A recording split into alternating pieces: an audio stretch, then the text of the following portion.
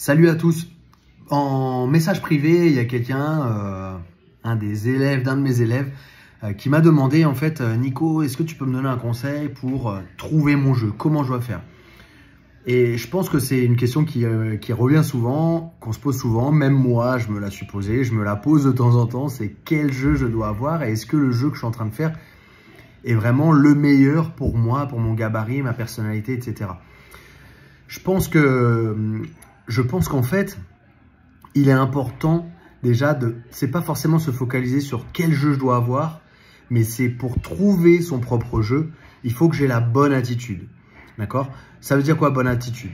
Exemple, si je suis quelqu'un de léger, qui n'a pas plus de force que la moyenne, bah, en règle générale, je vais me retrouver en dessous. Et de toute façon, en général, il faut quand même que j'ai une bonne garde. Il faut toujours que je sois bon quand je suis en dessous. Par contre, quand je suis plus léger, quand j'ai pas plus de force que la moyenne, eh ben, je vais me retrouver en dessous. Donc, c'est évident qu'il faut s'entraîner en commençant en dessous si j'ai le choix de la position. Si on commence debout, je peux m'asseoir. Ou si on commence debout, je peux aller travailler quelques contrôles, déplacements pour amener le fait de tirer pour la garde. Si je suis grand, si je suis plus fort que la moyenne physiquement, alors je pourrais avoir je pourrais travailler ma lutte. Il y a un intérêt à travailler sa lutte et il y a un intérêt aussi à travailler plus au-dessus. Ça, c'est ce qui va naturellement, c'est les situations dans lesquelles vous allez arriver par rapport à votre physique. Maintenant, une fois que vous avez développé ça, il ne faut pas oublier le reste parce que vous allez vous retrouver en dessous ou au-dessus. Si je suis moins fort, si j'ai renversé mon adversaire, je me retrouve au-dessus.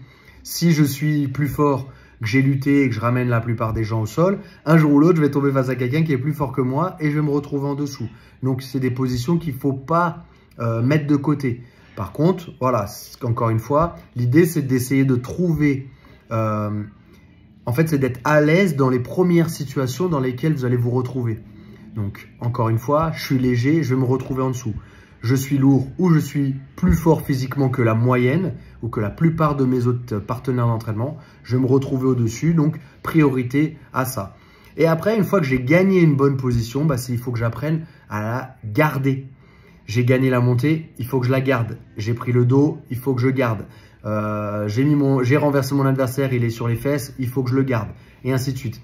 Ça, ce sera la deuxième partie. Et la troisième partie, c'est que vous pouvez vous focus sur les soumissions. Les soumissions, elles vont venir toutes seules à vous. À force de contrôler votre adversaire en aura marre d'être contrôlé et va un peu plus s'exciter, s'énerver pour sortir de la position. Et il va du coup vous donner des opportunités de soumission. Voilà, c'est mes quelques petits conseils du jour. J'espère que ça vous plaît. N'hésitez pas à partager, liker, commenter comme d'hab. Et puis, on se voit bientôt. Ossa!